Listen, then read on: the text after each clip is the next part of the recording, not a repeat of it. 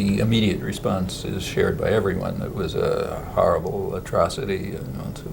Crime against humanity is not too strong a word for it. So shock and horror and outrage and these are the natural responses, and I share them, as does everyone. The further question is what you do about it. That's a different matter. And then you have choices. One way is to answer bin Laden's prayers and launch a massive assault against some Muslim population. That's precisely what they're asking for.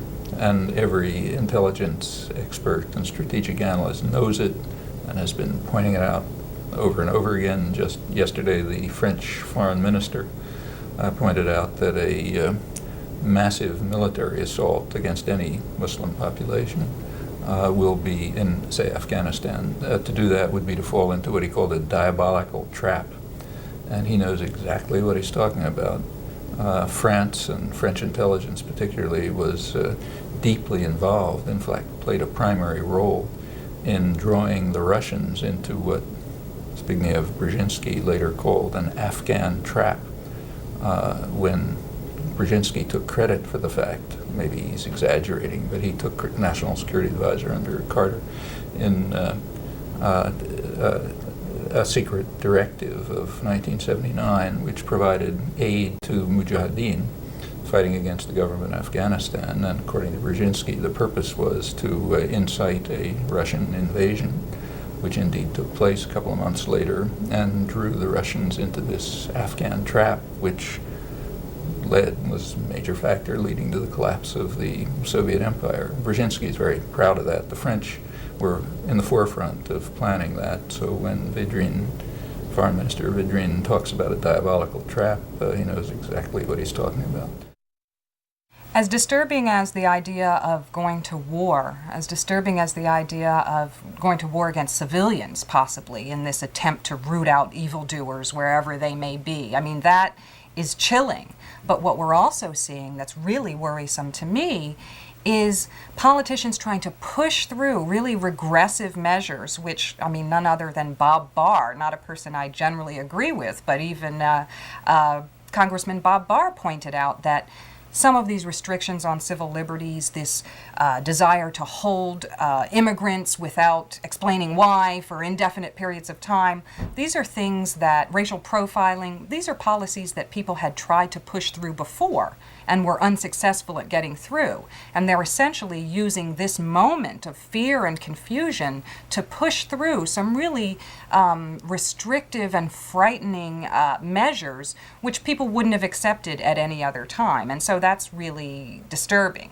Some of the things we're hearing, media are picking this up too. The New York Times had a column by Clyde Haberman which essentially said, racial profiling by the New York police, we didn't think it was so good, but now this kind of proves that it's really necessary.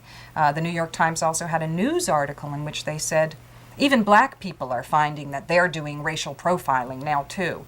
We have to really be on the watch for media claiming to speak for us, the U.S. public, when they say, people now think it's okay if immigrants are detained without explanation because that might protect us from terrorism. People now think it's okay if maybe journalists are restricted in their ability to do their job.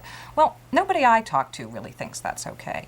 As much as people want us to figure out what led to these attacks, and as much as people want us to bring to justice the people responsible for these horrible, horrible attacks, nobody that I talk to, and that's really left or right, thinks that the United States should throw away all of its freedoms and its civil liberties in that effort. In fact, people believe that it's an opportunity for us to more carefully define what exactly we do value in terms of freedom of expression, in terms of freedom of assembly. We want to talk about those things, but no one I talk to is in the mood to throw that stuff out. In fact, we think, if we're defending anything, isn't it just those liberties? I think progressive Americans have to raise the question, why are they so angry? Why would a handful of people using crude weapons deliberately killed themselves and hundreds of others, thousands of others, in these horrific acts of violence. None of this is to justify these crimes against humanity and the horrific acts that destroyed so many thousands of lives, but it is to place it in a context in which we can have a frank political discussion. The United States is a country that, even though we have rarely experienced this kind of the use of terror as an instrument of contestation, if not direct war, and people draw analogies between, or parallels between 9/11 and Pearl Harbor, even though one is a criminal act and the other was an act of war, an aggression by a state. I think it's important for us as Americans to think about terror as a two-way street. That is, the United States on 9/11 in 1973 engineered a coup against the democratically elected government of Salvador Allende that led to the deaths of thousands and thousands of Chileans, the abrogation of democracy in Chile, death camps, and many of those thousands will never be heard from again, and there was never any justice against the regime and the architect of that fascist dictatorship, Augusto Pinochet. So that the United States was the architect of all that. We created all of that. The same kind of support the United States had for Mobutu in Zaire. The same kind of support that we have had for right-wing regimes all over the world throughout the 20th century. And so our culpability in the use of terror transcends anybody else on the planet. The role of terror as an instrument of U.S. foreign policy is perhaps clearest and most fundamental over the last few years in the anti-apartheid struggle of the 1970s and 80s and 90s.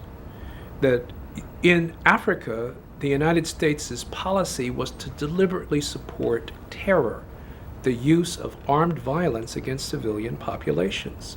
That's what Renamo was in Mozambique. That's what UNITA was and is in Angola. That's what Inkatha, the Zulu right-wing force, was in the use of tools of violence against civilian populations who were loyal to the ANC, the African National Congress. So we first have to ask the question, what is the government's role in fostering terror? And that on a moral plane, Osama bin Laden and Henry Kissinger and Augusto Pinochet, there is no difference.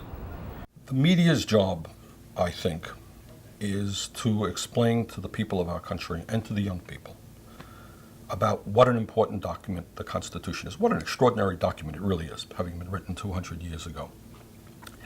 And that freedom does not simply mean rallying oneself behind the flag here. This is a great flag. But freedom means allowing the kind of dissent and vigorous debate and tolerance of onerous points of view that people regard as obnoxious and hateful, because we understand that once you say, I don't want to hear that point of view, you can't say that, you begin to stifle all kinds of points of view. You begin to create a mindset which becomes unconscious in many ways. Oh, I don't want to sign the petition because I may get in trouble. I don't want to read that book because somebody may think something else.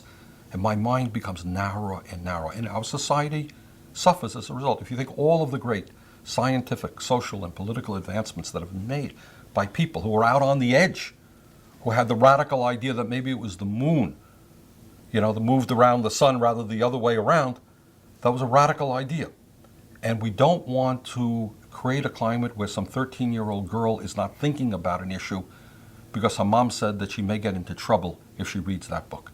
And that's what the issue is. Freedom is a very delicate thing. It's a very delicate thing between limiting people's intellectual growth or not.